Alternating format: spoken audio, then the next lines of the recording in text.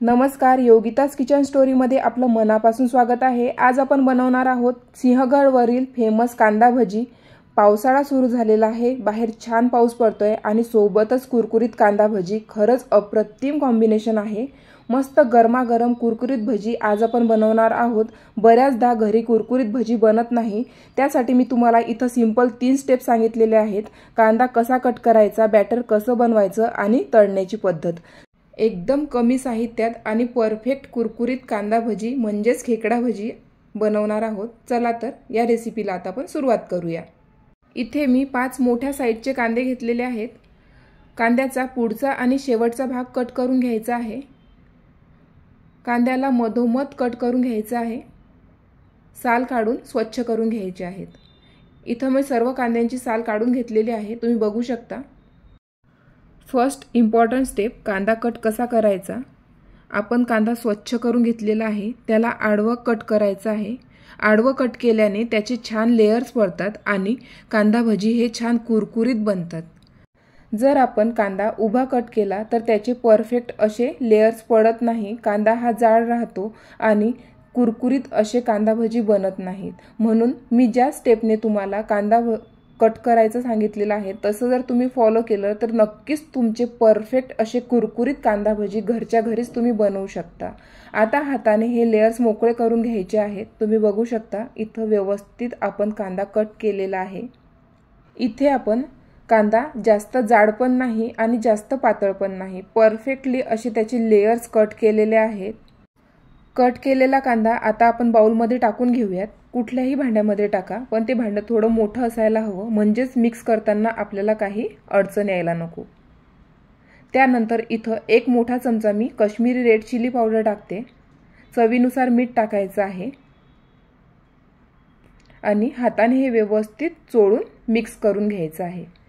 ही step करणं फार important आहे, अजिबात स्किप करायची नाही। जेव्हा आपण कांद्याला मीठ लावतो तेव्हा कांद्याला स्वतःचंच पाणी सुटतं, म्हणजेच जेव्हा आपण कांद्याचं पीठ भिजवतो तेव्हा आपल्याला वरनं पाणी टाकायची अजिबात गरज पडत नाही। तुम्ही बघू शकता कांद्याला छान असं मॉइश्चर सुटलेलं आहे। त्यानंतर कांद्यावर झाकण ठेवून 5 मिनिट त्याला रेस्ट करायला ठेवून द्यायचं आहे, म्हणजेच कांद्याला व्यवस्थित पाणी सुटेल।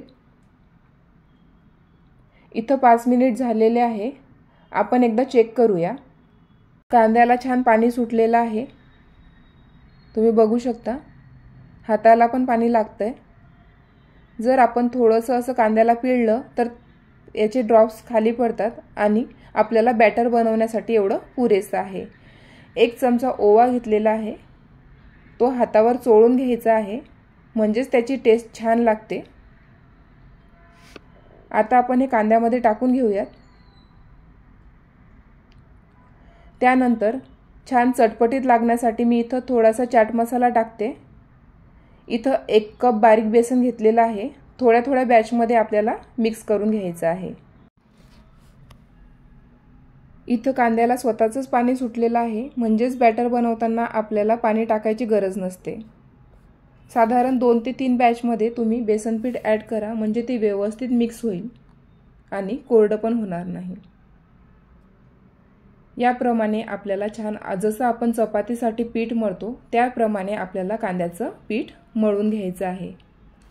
जर तुम्हाला कांदा भजीचं बॅटर जर कोरडं वाटत असेल तर तुम्ही 1 ते 2 टेबलस्पून पाण्याचा वापर करू शकता, पण जेव्हा तुम्ही पाणी टाकता तेव्हा भजी लगेच तळायला घ्या, नाहीतर ते परफेक्ट खेकडा भजी बनत नाही आणि त्याला पाणी सुटतं। ही आपली इम्पॉर्टंट दुसरी स्टेप आहे। कांदा भजीचं बॅटर हे परफेक्ट आपण भिजवलेलं आहे, त्याने आपले परफेक्ट असे कांदा भजी तयार होतात। त्यानंतर एक्स्ट्रा क्रिस्पीनेससाठी मी 2 टेबलस्पून कॉर्नफ्लॉवरचा वापर करत आहे। याऐवजी तुम्ही तांदळाची पिठी सुद्धा वापरू शकता, त्याने सुद्धा भजी हे कुरकुरीत बनतात। इथं मी पुन्हा एकदा व्यवस्थित मिक्स करून घेणार आहे। एकदा बेसन पीठ व्यवस्थित मिक्स झाल्यानंतरच आपल्याला कॉर्नफ्लॉवरचा वापर करायचा आहे। इथं आपलं परफेक्ट कांदा भजीचं बॅटर तयार झालेलं आहे। त्यानंतर मी इथं सोड्याचा वापर न करता गरम तेल टाकणार आहे, म्हणजेच कांदा भजी हे छान कुरकुरीत होतील। मिक्स करून घ्यायचं आहे। बॅटर हे तयार झालेलं आहे। आता थर्ड आणि इम्पॉर्टंट स्टेप, भजी फ्राय करायचे आहेत। तेल व्यवस्थित गरम झालेलं आहे। हाताला पाणी लावायचं आहे आणि शेप न देता आपल्याला भजी तळून घ्यायची आहेत, म्हणजेच ते प्रॉपर असे खेकड्याचा त्याला आकार येतो आणि परफेक्ट कुरकुरीत आपले खेकडा भजी तयार होतात। ही भजी मी पहिल्यांदा पुण्यातील सिंहगडावर जेव्हा आम्ही गेलो होतो तेव्हा ट्राय केले होते आणि मला खूप आवडले होते। तुम्ही पहिल्यांदा ही भजी कुठे ट्राय केली ते कमेंटमध्ये मला नक्की सांगा।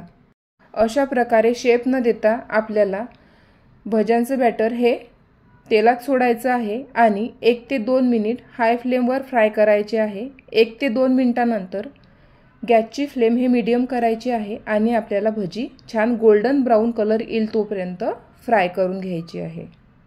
जर तुम्ही हाय फ्लेमला फ्राय केले तर ते बाहेरून आपल्याला लाल दिसतील आणि आतून तसेच कच्चे राहतील आणि आपले परफेक्ट असे कुरकुरीत कांदा भजी तयार होणार नाही।